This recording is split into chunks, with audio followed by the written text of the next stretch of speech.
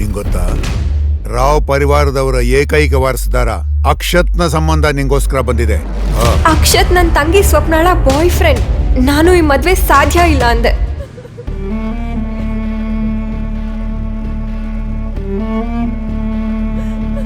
ನಾನಿದನ್ನ ನನ್ನ ಹಣೆ ಬರಹ ಅಂದ್ಕೊಂಡು ಸರಿ ಅಂದ್ಬಿಟ್ಟೆ. ಇದಾಗಿ 2 ದಿನಕ್ಕೆ ನಾನು ನನ್ನ ತಂಗಿ ಬಾಯ್ ಫ್ರೆಂಡ್ ಜೊತೆ ಮಂಟಪದಲ್ಲಿ ಕೂತ್ಬಿಟ್ಟೆ. ರಾವ್ ಪರಿವಾರದ ಸೊಸೆ ಆಗೋದು ನಗರದ ಪ್ರತಿ ಹುಡುಗಿಯ ಕನ್ಸಾಗಿತ್ತು. ಮತ್ತೆ ಆ ಕನ್ಸು ನನ್ನ ಪಾಲ್ಗೆ ನಿಜ ಆಯ್ತು. ನನಗೆಲ್ ಗೊತ್ತಿತ್ತು ನನ್ನ ಈ ಸುಂದರ ಕನ್ಸಿಗೆ ಸದ್ಯದಲ್ಲೇ ಬೆಂಕಿ ಬೀಳೋದ್ರಲ್ಲಿತ್ತು ಅಂತ. ನನ್ನ ಮದ್ವೆ ಒಂದು 8ನೇ ಅದ್ಭುತನೇ ಆಗಿತ್ತು.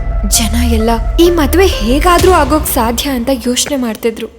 ಒಂದ್ ಕಡೆ ಸುಂದರವಾದ ಹುಡುಗಿರು ಅಕ್ಷತ್ಗೋಸ್ಕರ ಕಾಯ್ತಾ ಇದ್ರೆ, ಇನ್ನೊಂದ್ ಕಡೆ ನನ್ನನ್ನ ಅಕ್ಷತ್ ಕಾಲೇಜ್ ಟೈಮಲ್ಲಿ ಕಾಯಿಸ್ತಾ ಇದ್ದ.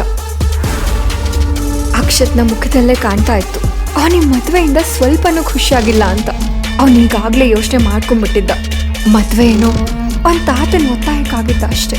ಆದ್ರೆ ಮದ್ವೆ ಆದ ತಕ್ಷಣನೇ ಅವನು ಹೈಯರ್ ಸ್ಟಡೀಸ್ ನೆಪ ಹೇಳಿ ಬೆಂಗಳೂರು ಬಿಟ್ಟು ಹೋಗೋಕ್ಕೆ ಡಿಸೈಡ್ ಆಗಿದ್ದ.